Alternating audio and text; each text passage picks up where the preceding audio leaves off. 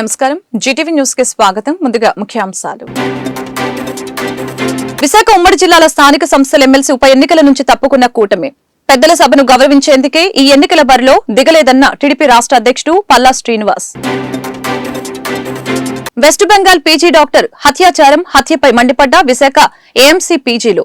మహిళా డాక్టర్ల రక్షణకు కేంద్రం ప్రత్యేక చట్టాలు తేవాలని డిమాండ్.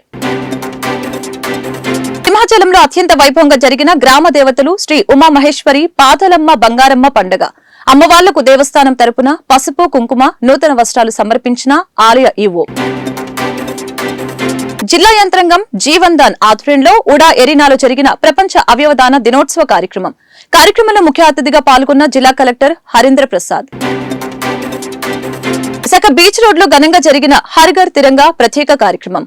భారత మాతాకి జై, హర్ ఘర్ తిరంగా అంటూ నినదిస్తూ జెండా పట్టి ముందుకు సాగిన నగరవాసులు. పెద్దల సభకు గౌరవించేలా అధినేత చంద్రబాబు నిర్ణయం తీసుకున్నారని, అందుకే విశాఖ స్థానిక సంస్థల ఎమ్మెల్సీ ఎన్నికల్లో తాము పోటీ చేయడం లేదని టీడీపీ రాష్ట్ర అధ్యక్షులు పల్లా శ్రీనివాస్, రాష్ట్ర హోంమంత్రి వంగలపూడి అనిత అన్నారు. ఎమ్మెల్సీ ఎన్నికల నేపథ్యంలో తమ అభ్యర్థి బరిలో దిగిన సందర్భంగా విశాఖ టీడీపీ కార్యాలయంలో వారు మీడియాతో మాట్లాడారు. కూటమి ప్రభుత్వం విలువలకి ప్రాధాన్యత ఇస్తోంది. జగన్ అధికారంలో ఉన్నప్పుడు ప్రతిపక్షాల గొంతు నొక్కారని, సంఖ్య తక్కువగా ఉందని పెద్దల సభని రద్దు చేద్దామని ఆలోచన చేసిన వ్యక్తి జగన్ అని విమర్శించారు. తాము పోటీ చేస్తే సునాయాసంగా గెలుస్తామని, కానీ విలువకు కట్టుబడి పోటీ చేయటం లేదని గుర్తు చేశారు. అసెంబ్లీలో ప్రతిపక్షం లేకుండా ప్రజలు చేశారని, పెద్దల సభలో అయినా వైసీపీ వాళ్ళు సక్రమంగా వ్యవహరించాలని హితవు పలికారు. ముఖ్యమంత్రి గారైనటువంటి చంద్రబాబు నాయుడు గారు ఈ ఎలక్షన్ లో ఏదైతే లోకల్ బాడీస్ ఎమ్మెల్సీ ఎలక్షన్ ఉందో దాంట్లో పోటీ చేయకూడదని నిర్ణయించుకున్నామండి.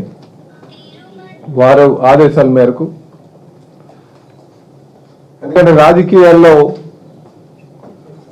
విలువలు శాశ్వతం అనే ఆలోచనతో ఈరోజు చంద్రబాబు నాయుడు గారు ఈ నిర్ణయం తీసుకున్నారని చెప్పి మీకు తెలియజేస్తున్నాం. ఎందుకంటే కూటమి అధికారంకి వచ్చిన దగ్గర నుంచి కూడా ప్రజాస్వామ్య విలువలు కాపాడాలి అనే విధంగా నిర్ణయాలు తీసుకోవడం జరుగుతుందని కూడా మీకు తెలియజేస్తున్నాం. అలాగే మీరు చూసే ఉంటారు, ఎప్పుడు కూడా విలువలు శాశ్వతం తప్ప రాజకీయాలు కాదు. గతంలో మీరు చూసుకుంటే జగన్మోహన్ రెడ్డి గారు అధికారం శాశ్వతం అనే విధంగా ప్రతిపక్ష నేతల గొంతుకు నొక్కి అక్రమంగా వాళ్ళని అరెస్ట్ చేసి అనేక విధాలుగా వారు గెలిచినటువంటి తీరు మీరు చూశారు.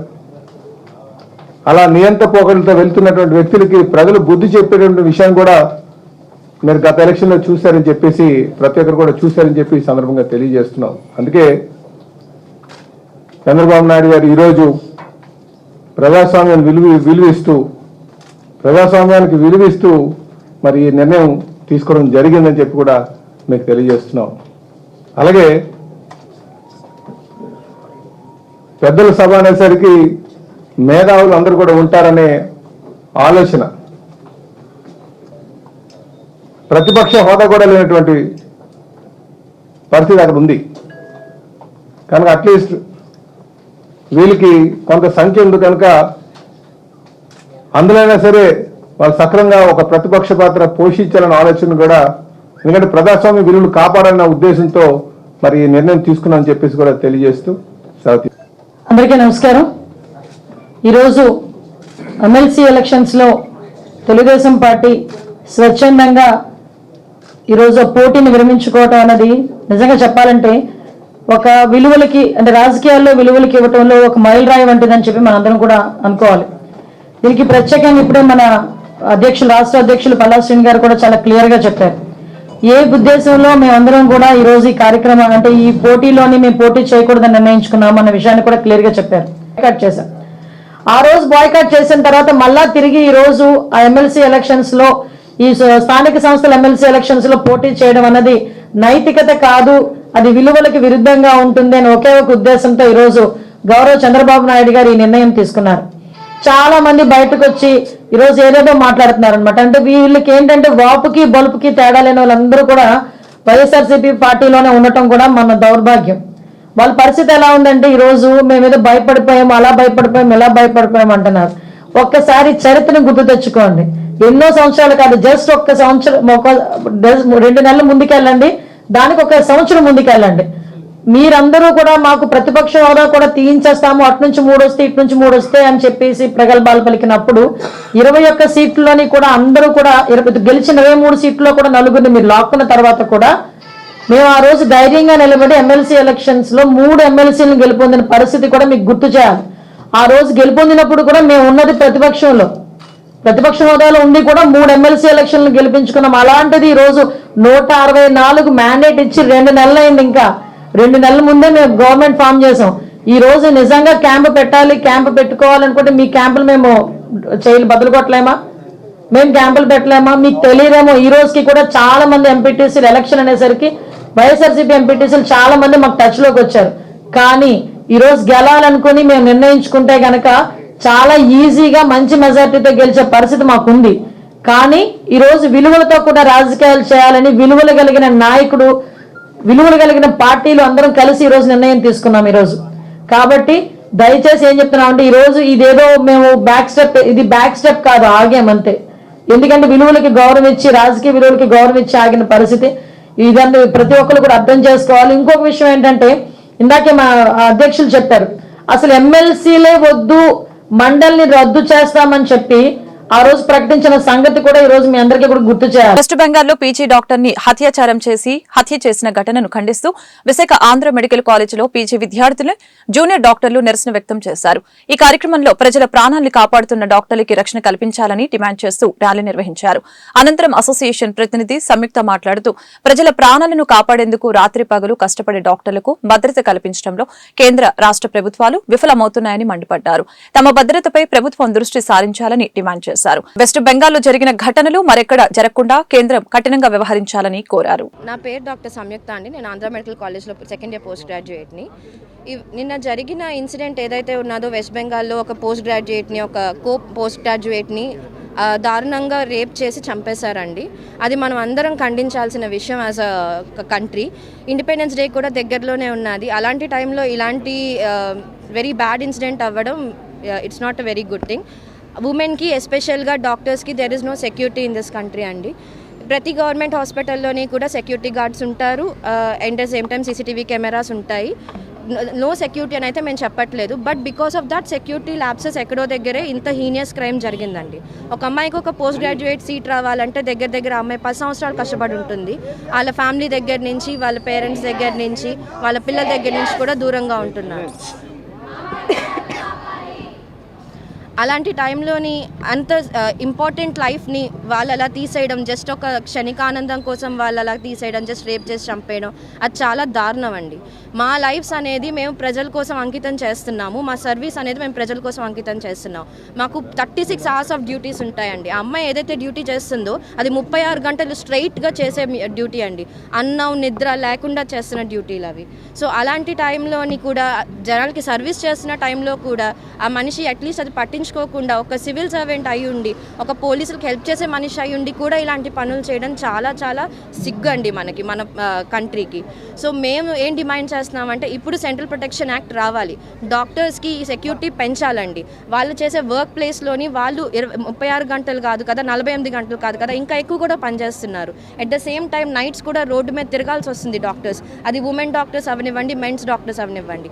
ఈ సంవత్సరం కొత్తగా ఎంబీబీఎస్ జాయిన్ అయిన వాళ్ళల్లో ఉమెన్ డాక్టర్సే ఎక్కువ ఉన్నారు మెన్ డాక్టర్స్ కన్నా. సో అలాంటిది ఉమెన్ ముందుకు వస్తే సర్వీస్ చేయడానికి ముందుగా వస్తుంటే మరి ఎందుకు మాకు సెక్యూరిటీ కలిగించట్లేదు? మేము ఎక్కడికి వెళ్ళైనా కూడా మేము సర్వీస్ చేయడానికి రెడీ అవుతున్నప్పుడు, మేము తెగించి వస్తున్నప్పుడు మాకు మినిమం సెక్యూరిటీ ప్రొవైడ్ చేసి మా ప్రాణాలనైనా మినిమం కాపాడే బాధ్యత గవర్నమెంట్ తీసుకోవాలండి. సింహగిరి కొండపై గల గ్రామ దేవతలు శ్రీ ఉమామహేశ్వరి, పాదాలమ్మ, బంగారమ్మ అమ్మవార్ల పండుగ మహోత్సవం మంగళవారం పులి వేషాలు, తీన్మార్ డప్పులు, నాదస్వరాలతో సాంప్రదాయబద్ధంగా జరిగింది. సింహాచలం దేవస్థానం ఈవో శ్రీనివాసమూర్తి దంపతులు, సహాయ కార్యనిర్వహణాధికారి ఎన్ ఆనంద్ కుమార్, పర్యవేక్షణాధికారి పిల్ల శ్రీనివాసరావు, ఏఈ హరి, పిఆర్ఓ నాయుడు తదితరులు అమ్మవార్లను దర్శించుకుని ప్రత్యేక పూజలు చేశారు. దేవస్థానం తరపున పసుపు కుంకుమలు, నూతన వస్త్రాలు అమ్మవారికి ఆలయ ఈవో శ్రీనివాసమూర్తి దంపతులు సమర్పించారు. ఆలయ కమిటీ ఆధ్వర్యంలో సాయంత్రం అమ్మవారి అనుపు మహోత్సవం వైభవపేతంగా జరుగు పండుగని పురస్కరించుకుని మధ్యాహ్నం 3 గంటల నుంచి అప్పన్న స్వామి దర్శనాలు నిలుపుదల చేశారు.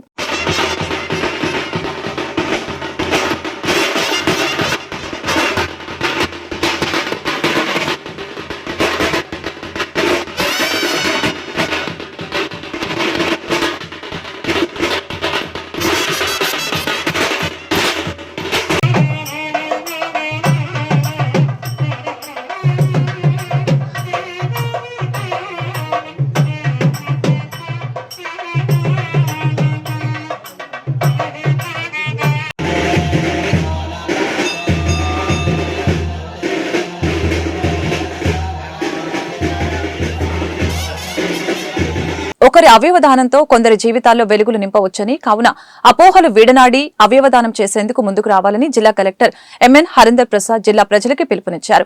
అవయవదానం తప్పు కాదని, మహోత్తర కార్యమని ఆయన అభిప్రాయం వ్యక్తం చేశారు. ఇటువంటి మహోత్తర కార్యక్రమంలో భాగస్వామ్యం కావడం ఆనందంగా ఉందని తెలిపారు. ప్రపంచ అవయవదాన దినోత్సవం సందర్భంగా రాష్ట్ర జీవన్ దాన్ ఆధ్వర్యంలో అవయవదాన అవగాహన కార్యక్రమం స్థానిక ఉడా చిల్డ్రన్స్ ఎరీనాలో మంగళవారం ఉదయం జరిగింది. ఈ కార్యక్రమానికి జిల్లా కలెక్టర్ ముఖ్య అతిథిగా పాల్గొని మాట్లాడారు. దేశవ్యాప్తంగా సుమారు 5 లక్షల మంది అవయవాల కోసం నిరీక్షిస్తున్నారని, ఇంతమందికి అవయవాలు లభించకపోవటానికి ప్రజల్లో సరైన అవగాహన లేకపోవటమే కారణమని తెలిపారు. అవయవదానం చేయగలిగి ఉన్నప్పటికీ అపోహలతో ముందుకు రావటం లేదని తెలిపారు. కావున దీనిపై వైద్య సిబ్బంది, ఎన్జీఓలు ప్రజలకు అవగాహన కల్పించి అవయవదానానికి ముందుకు వచ్చేలా ప్రజల్ని చైతన్యపరచాలని కోరారు.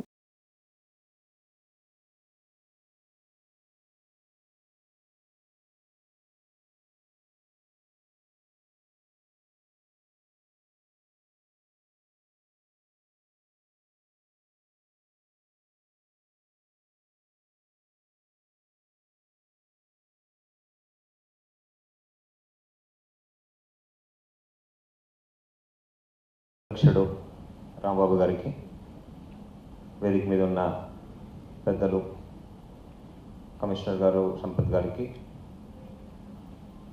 Doctors from different organisations, from Red Cross doctor Sivanagendra Reddy, professor HOD doctor Prasad, hepatology department, doctors from Apollo hospital, Care hospital, KIMS Icon, Medicover, Pinnacle, RK, Seven Hills and Trust hospital.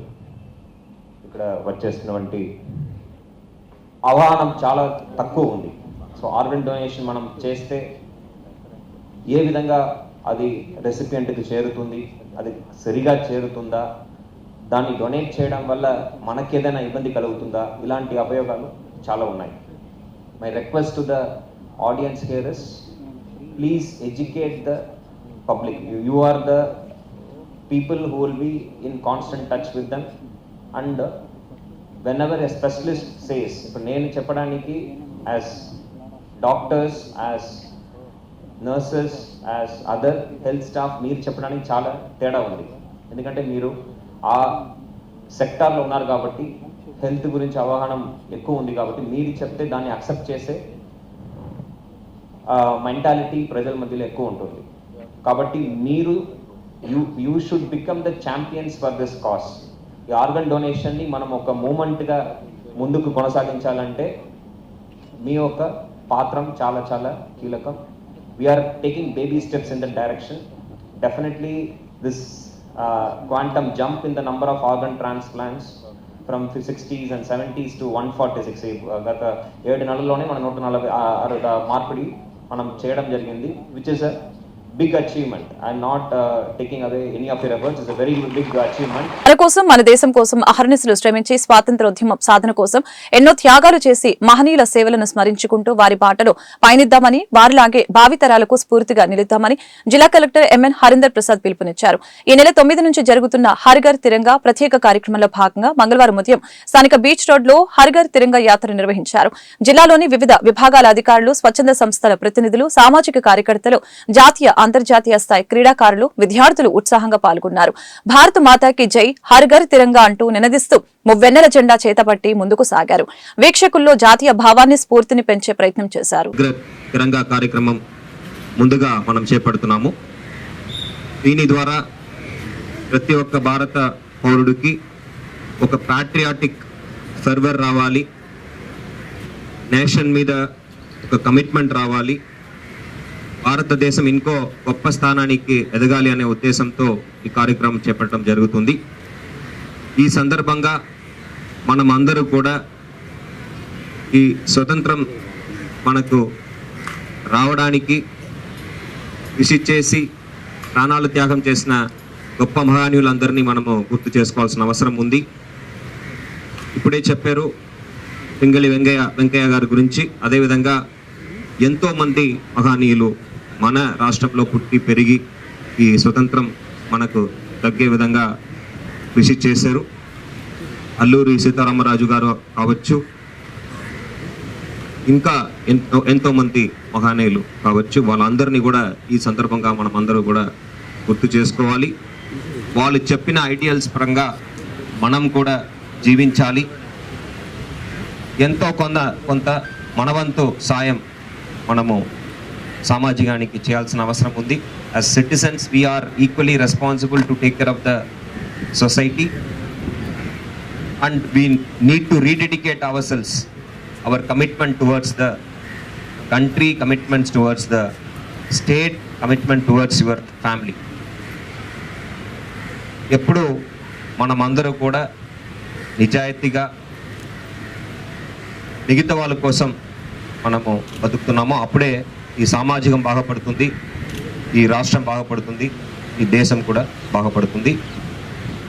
ఈ హర్ ఘర్ తిరంగా ద్వారా మనము ఇంకొక విషయం కూడా గుర్తు తెచ్చుకోవాలి. దాంట్లో ఉన్న 3 రంగులు చూస్తే that saffron colour signifies valour, courage. మనము ధైర్యంగా ఎటువంటి సమస్య ఎదురొస్తే కూడా దాన్ని ఎదిరించి పోరాడగలగాలి. That is indicated by that saffron. That's how our forefathers were, those freedom fighters were. That white indicates peace, tranquility and then unity. ఎటువంటి గొడవలు లేకుండా కులాలు విడివిడిగా ఉండొచ్చు, మతాలు విడివిడిగా ఉండొచ్చు, బట్ సామాజికంలో ఎటువంటి డిస్టర్బెన్స్ లేకుండా అందరూ కలిసి జీవించాలి, అందరూ కలిసి ఎదగాలి అనే ఉద్దేశంతో ఉండాలని ఈ white signifies peace and also the chakra, మధ్యలో ఉన్న చక్ర ధర్మాన్ని గుర్తు చేస్తుంది. It is the wheel of dharma. అదేవిధంగా ఈ గ్రీన్ రంగు చూస్తే that signifies fertility, that signifies growth. మనమందరూ కూడా మన యాజ్ ఇండివిజువల్స్ వ్యక్తిగతంగా కూడా ముందుకు రావాలి. అదేవిధంగా దేశవ్యాప్తంగా కూడా భారతదేశం ఎకనామికలీ ఒక సూపర్ పవర్గా, వివిధ రంగాల్లో ఒక సూపర్ పవర్గా తయారవ్వాలి.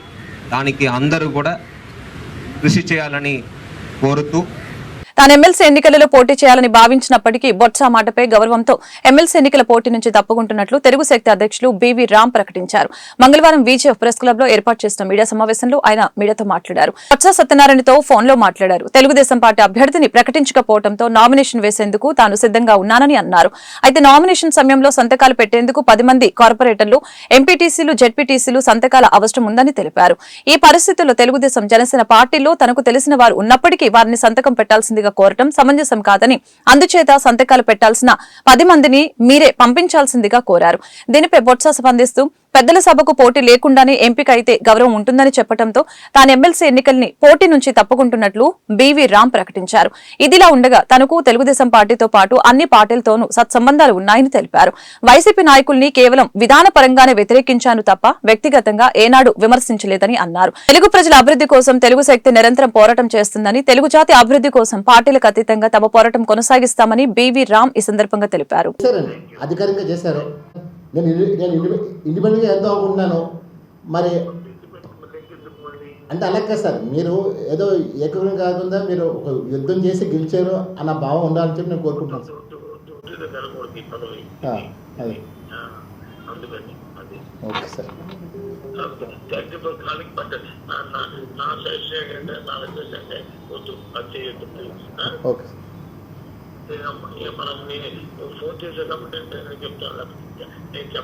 Okay okay okay sir.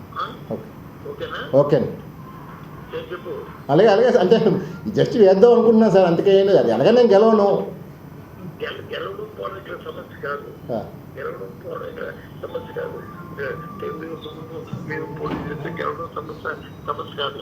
వాళ్ళు చేస్తే నేను చేశాను. దానికి ఆ తర్వాత జరుగుతున్న అవసరం జరుగుతున్న పరిణామాలకి ఇది నాంది అవుతుంది. అది ఓకే సార్.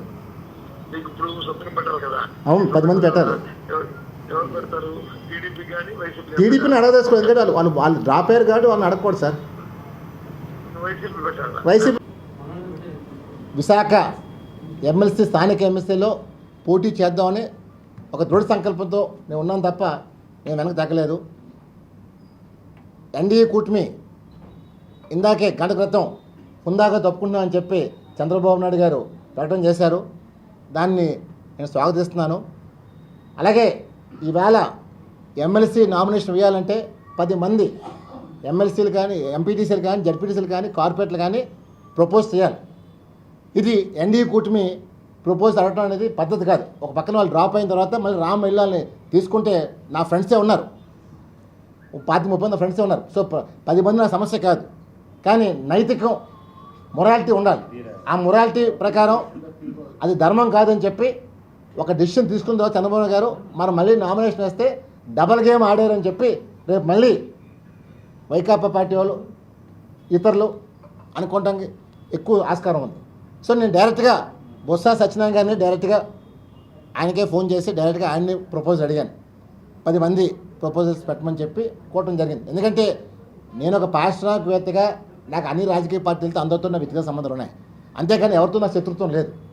ఇష్యూ బేస్ మీద నేను మాట్లాడతాను తప్ప వ్యక్తిగతం జోలికి ఎప్పుడూ వెళ్ళలేదు.